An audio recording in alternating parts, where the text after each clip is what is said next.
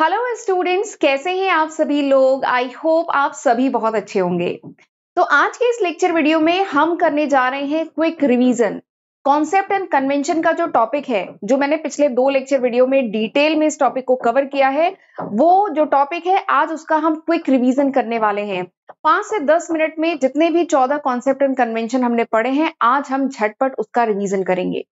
काफी स्टूडेंट मुझसे comment section में पूछ रहे हैं कि मैम ये तो 14 कॉन्सेप्ट एंड कन्वेंशन है, कैसे लर्न होगा, कैसे याद करेंगे। तो मैं बताना चाहती हूँ कि इन्हें लर्न करने की कोई जरूरत नहीं है, कोई आपको याद नहीं करना है। इनका जो नाम है ना, एग्जाम में आपको बताया जाएगा कि कौन सा कॉन्सेप्ट या कौन सा कन्वेंशन आपको डिस्कस करना है, तो नाम बताया जाएगा। और एक चीज याद रखिएगा, इनका जैसा नाम है वैसे ही इनका काम है। बस ये वाला कॉन्सेप्ट आप याद रखिएगा कि जैसा नाम वैसा काम है इनका।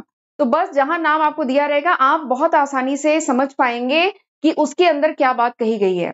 ठीक है, तो आज वही हम झटपट, मैं कोशिश करूंगी 5 से 10 मिनट में झटपट आपको जितने कॉन्सेप्ट एंड कन्वेंशन है वो डिटेल में एक बार फिर से रिवीजन करा देते हैं। वैसे डिटेल में आपको विद एग्जाम्पल डिटेल में पढ़ना है तो पिछले 2 लेक्चर वीडियो में मैंने डिटेल में डिस्कस किया है। आज हम झटपट इसको डिस्कस करेंगे। ठीक है, एक बार रिवीजन करेंगे, क्विक रिवीजन। तो ये है 14 कॉन्सेप्ट एंड कन्वेंशन जो मैंने पिछले 2 लेक्चर में डिटेल में पढ़ाया है। आज हम इसका करते हैं झटपट रिवीजन और एक बार फिर से रिवाइज करते हैं। और आपको बताती हूँ कि इसको रटने की जरूरत नहीं है, बस इनके नाम पे फोकस करिएगा।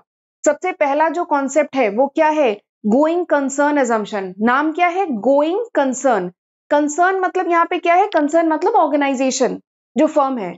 तो गोइंग कंसर्न का क्या मतलब है कि इस कॉन्सेप्ट में ये बात कही गई है कि जो बिजनेस है that will run for a longer period of time. जो हमारा बिजनेस है वो लंबे समय तक काम करने वाला है। अभी नियर फ्यूचर में उसके बंद होने की कोई गुंजाइश नहीं है। अभी हम उसको नियर फ्यूचर में नहीं बंद करने वाले हैं, या उसको स्केल डाउन भी नहीं करने वाले हैं। स्केल डाउन करना मतलब उसका प्रोडक्शन कम भी नहीं करने वाले हैं। तो यही बात कही गई है गोइंग कंसर्न अजम्पशन में। ठीक है, एंड इसीलिए ऐसा होता है कि जो मशीनरी वगैरह, जो बड़े कैपिटल एक्सपेंडिचर होते हैं ऑर्गेनाइजेशन में, ये जो बड़े खर्चे हैं, इन्हें किसी एक अकाउंटिंग पीरियड पे ही इस खर्चे को चार्ज नहीं किया जाता है, क्योंकि बिजनेस तो अभी लंबे समय तक चलेगा ना। ठीक है, तो ये जो बड़े खर्चे हैं, जो कैपिटल एक्सपेंडिचर है, जैसे मशीनरी वगैरह बाई की गई है, तो इस खर्चे को अगले कुछ सालों तक इस खर्चे को स्प्रेड किया जाता है अगले कुछ सालों में। ठीक है, तो ये इसी कॉन्सेप्ट की वजह से है गोइंग कंसर्न अजम्पशन। ठीक है, तो ये पहला हो गया। जल्दी से दूसरा देखते हैं। दूसरा क्या है? कंसिस्टेंसी। दूसरा असम्पशन क्या है? कंसिस्टेंसी। तो ये असम्पशन क्या कहता है? देखिए, कंसिस्टेंसी मतलब होता है एक जैसा, कंसिस्टेंट रहना। देखिए, इसका नाम क्या है? कंसिस्टेंसी मतलब कंसिस्टेंट रहना। क्या कंसिस्टेंट रहना? मेथड। जो भी मेथड या प्रैक्टिसेस बिजनेस एक बार सिलेक्ट करता है, बिजनेस जो है एक बार जो भी प्रैक्टिसेस हैं या जो भी अकाउंटिंग के मेथड्स हैं, जो भी एक बार सिलेक्ट किया और जो भी अडॉप्ट किया, अब बिजनेस को वही मेथड, वही प्रैक्टिसेस हर साल फॉलो करनी है। तो यही कहता है कंसिस्टेंसी। कंसिस्टेंट मतलब एक जैसा, कंसिस्टेंट होना चाहिए, एक जैसा मेथड हर साल फॉलो करे, क्योंकि तभी हम कंपेयर कर पाएंगे। इस साल कोई एक मेथड यूज किया, सपोज करिए डेप्रिसिएशन को कैलकुलेट करने का, इस साल एक मेथड यूज किया, अगले साल दूसरा मेथड यूज किया, तो हम 2 ईयर के फाइनेंशियल स्टेटमेंट को कंपेयर नहीं कर पाएंगे। तो इसीलिए ये कॉन्सेप्ट आया कंसिस्टेंसी। ठीक है, चलिए तीसरा देखते हैं। तीसरा जो कॉन्सेप्ट है दैट इज अक्रूवल कॉन्सेप्ट। तो अक्रूवल काफी इंपॉर्टेंट है, ये स्पेशली मैं मार्क करूंगी, ये काफी इंपॉर्टेंट है। ऐसी 2-3 कॉन्सेप्ट हैं जो काफी इंपॉर्टेंट है, पूछे जाते हैं।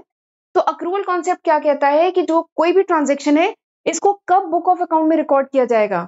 कब रिकॉर्ड किया जाएगा? When it is entered into. यानी जब कोई ट्रांजेक्शन हुआ है, when it is entered into, तब उसको बुक ऑफ अकाउंट में रिकॉर्ड करेंगे।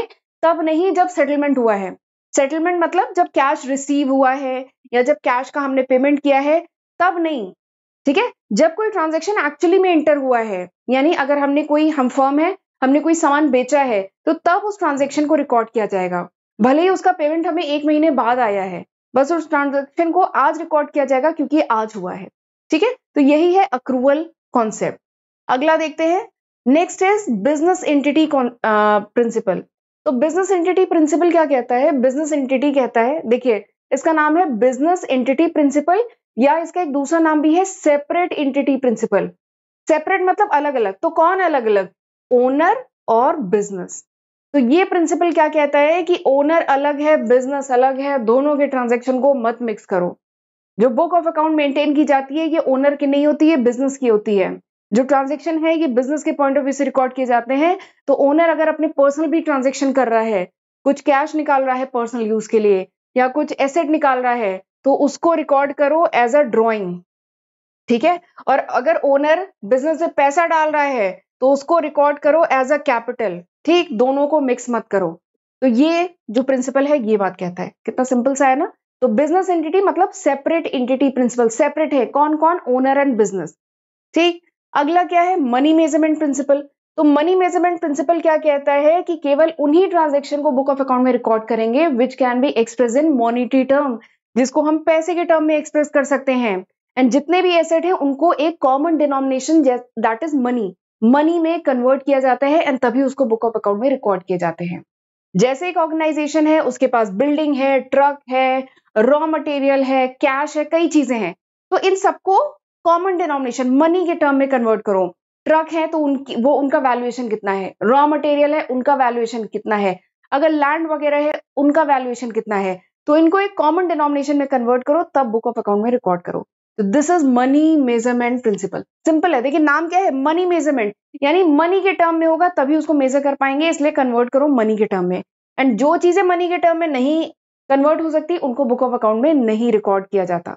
तो देखिए समझ में, जिस जैसे इनका नाम है वैसे इनका काम है। Next is accounting period principle. तो अकाउंटिंग पीरियड, पीरियड मतलब ड्यूरेशन, तो अकाउंटिंग पीरियड प्रिंसिपल क्या कहता है कि जो लाइफ होती है बिजनेस की, इसको सर्टेन ड्यूरेशन में डिवाइड किया गया है and at the end of that duration, उस ड्यूरेशन के एंड में ऑर्गेनाइजेशन को अपने फाइनेंशियल स्टेटमेंट बनाने होते हैं, ठीक है।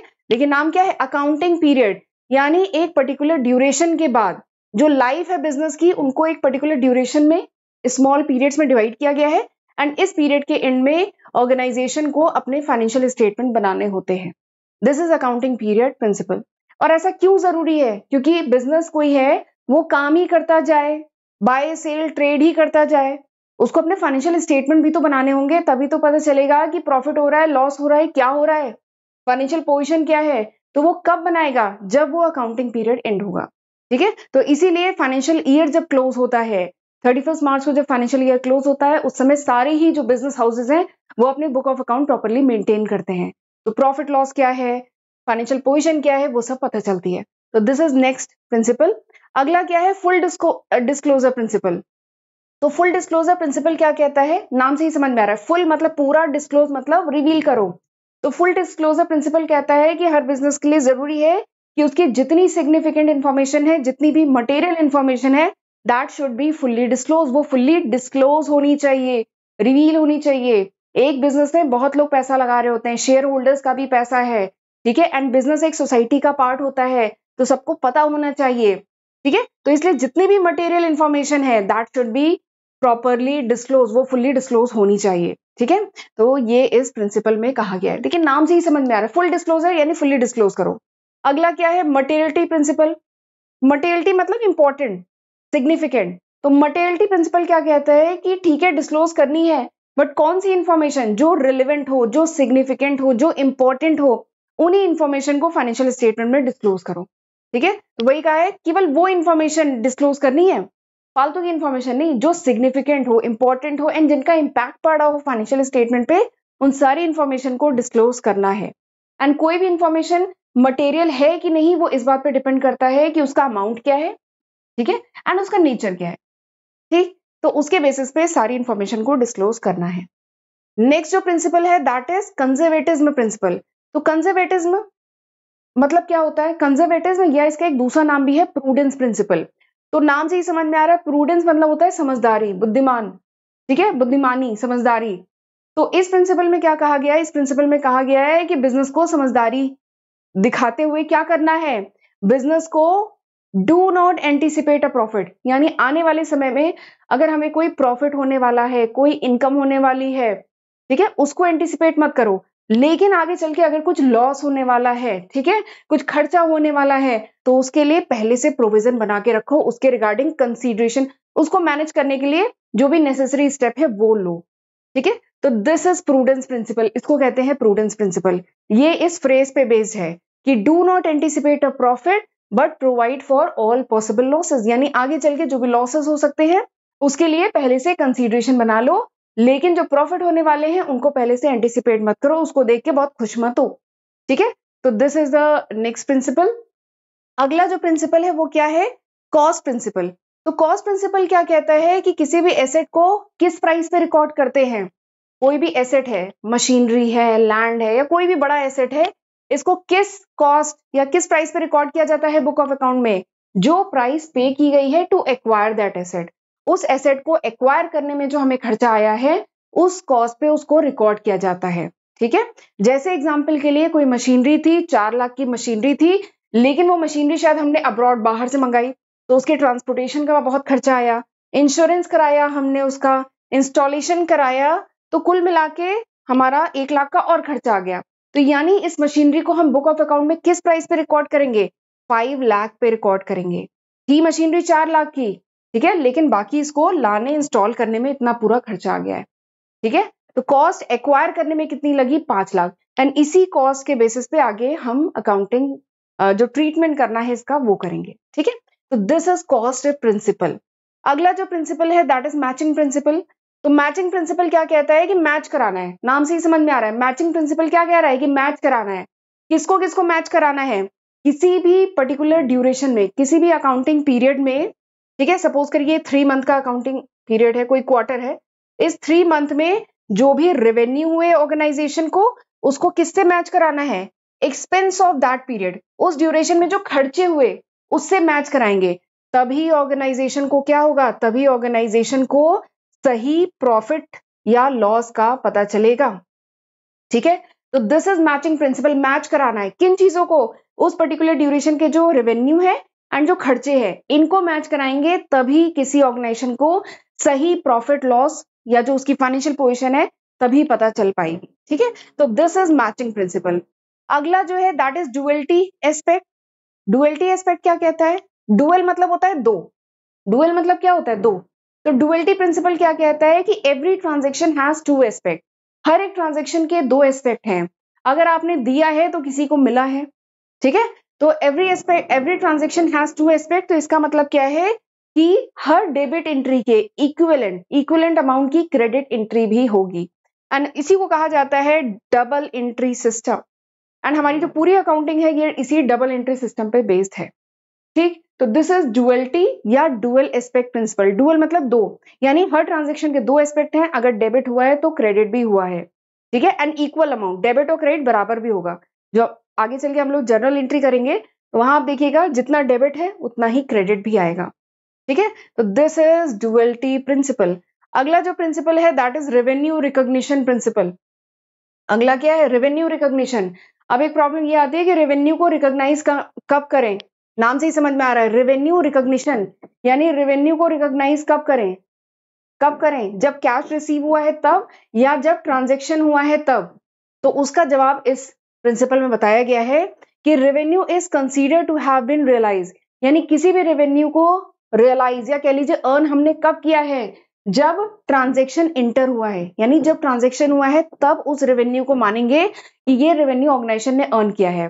भले ही उसका पेमेंट अभी मिला है चाहे नहीं मिला है, ये मैटर नहीं करता है। जब वो ट्रांजैक्शन हुआ है, ठीक है, तब हम मानते हैं कि revenue has been realise when the transaction has been entered into, जब ये इंटर हुआ है। ठीक है, भले ही उसका मतलब सेटलमेंट हुआ है नहीं हुआ है, कैश रिसीव हुआ है नहीं हुआ है, ये मैटर नहीं करता। तो देखिए नाम से ही समझ में आ रहा है, इसीलिए कहा गया इसको रेवेन्यू रिकॉग्निशन। रेवेन्यू को कब रिकॉग्नाइज करेंगे? When the transaction entered into, जब ट्रांजैक्शन में इंटर हुए हैं, जब सामने वाली पार्टी, हम अगर सेलर हैं, सामने वाली पार्टी पे जब ऑब्लिगेशन आ गया है कि उसको अब हमें पेमेंट करना है। ठीक है, तो दिस इज रेवेन्यू रिकॉग्निशन। अगला और आखिरी प्रिंसिपल क्या है? Verifiable objective principle. Verifiable objective principle, तो ये प्रिंसिपल क्या कहता है? देखिए नाम क्या है? वेरिफिएबल, यानी वेरीफाई कर पाए। ऑब्जेक्टिव कॉन्सेप्ट, तो ये क्या कहता है? ये प्रिंसिपल कहता है कि अकाउंटिंग में, जो बुक ऑफ अकाउंट में जितने भी चीजें रिकॉर्ड की जा रही हैं, जो भी चीजें ट्रांजेक्शन वगैरह जो मेजर किए जाते हैं ना, that should be based on verifiable evidence. वो सब वेरीफिएबल एविडेंस पे बेस्ड होने चाहिए। वेरीफिएबल एविडेंस, वेरीफाई करना मतलब उसको हम क्रॉस चेक कर सकें। ठीक है, और उसके पीछे कुछ एविडेंस होनी चाहिए। एविडेंस मतलब सबूत वगैरह होने चाहिए। तो ये प्रिंसिपल क्या कहता है कि अकाउंटिंग में जो भी ट्रांजैक्शन रिकॉर्ड करो वो वेरीफिएबल होनी चाहिए, उनको वेरीफाई कर सके ठीक है, रीचेक कर सके, क्रॉस चेक कर सके, एंड उसके पीछे एविडेंस होने चाहिए, सबूत होने चाहिए। तो इसीलिए जो ट्रांजेक्शन रिकॉर्ड किए जाते हैं वो सब एविडेंस्ड होते हैं and supported by cash memos. जो डॉक्यूमेंट होते हैं ना, कैश मेमो हुआ, इनवॉइस हुआ, बिल हुआ, ठीक है, ये सब प्रॉपरली मेंटेन किए जाते हैं। क्यों? क्योंकि ऑडिट के टाइम के लिए ये सब मेंटेन किए जाते हैं। तो यही इस प्रिंसिपल में कहा गया है कि जो भी चीजें रिकॉर्ड की जाएंगी बुक ऑफ अकाउंट में, जो भी मेजरमेंट वगैरह होंगे, that should be based on verifiable evidence. वो वेरिफिएबल एविडेंस पे बेस होने चाहिए, उन्हें वेरीफाई किया जा सके, क्रॉस चेक किया जा सके, एंड तभी उसे क्या हम कहेंगे कि वो ऑब्जेक्टिव है। ठीक है, एंड वो एविडेंस क्या हो सकते हैं? वो सब ये सब हो सकते हैं, invoice, sales bill, cash memos. ठीक, तो ये थे पूरे 14 कॉन्सेप्ट एंड कन्वेंशन। मैंने कोशिश की है मैं जल्दी से इसका क्विक रिवीजन करा सकूं। तो एक बात है, एकदम डरिएगा नहीं, बहुत इजी, केवल नाम पे फोकस करिएगा। अगर आपको नाम समझ में आ गया है ना, तो आप इजिली लिख पाएंगे कि इसके अंदर क्या डिटेलिंग है। ठीक है, तो चलिए, आई होप ये वीडियो आपके लिए यूजफुल रहा होगा और आपने जितने भी कॉन्सेप्ट एंड कन्वेंशन है इसका क्विक रिवीजन हो गया होगा। और एक बार देख लीजिए, ये लिस्ट ऑफ सब्जेक्ट है जो मैं आज की तारीख तक अपने चैनल पे अपलोड कर चुकी हूँ। एंड वीडियो यूजफुल लगा हो तो प्लीज लाइक जरूर करिएगा, और चैनल नहीं सब्सक्राइब किया है तो सब्सक्राइब किए बिना मत जाइएगा। एंड वीडियो यूजफुल लगा हो तो मुझे कमेंट सेक्शन में बताइएगा भी जरूर। ओके, तो चलिए फिर मिलते हैं अगले लेक्चर वीडियो में, तब तक अपना ध्यान रखिएगा। God bless you.